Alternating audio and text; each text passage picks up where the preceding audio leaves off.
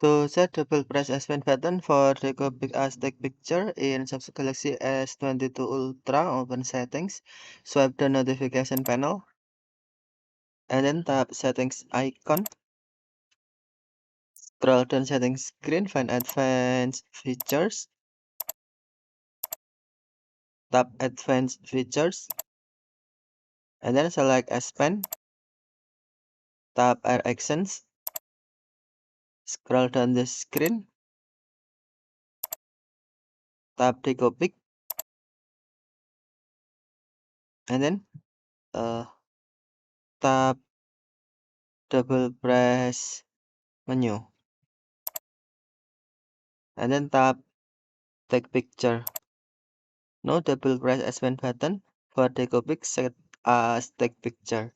To use, open your camera, and then tap more,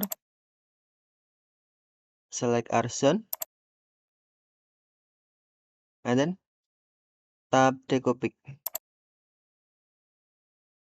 Double press your S Pen button to take a picture. Okay, thank you for watching. Have a nice day.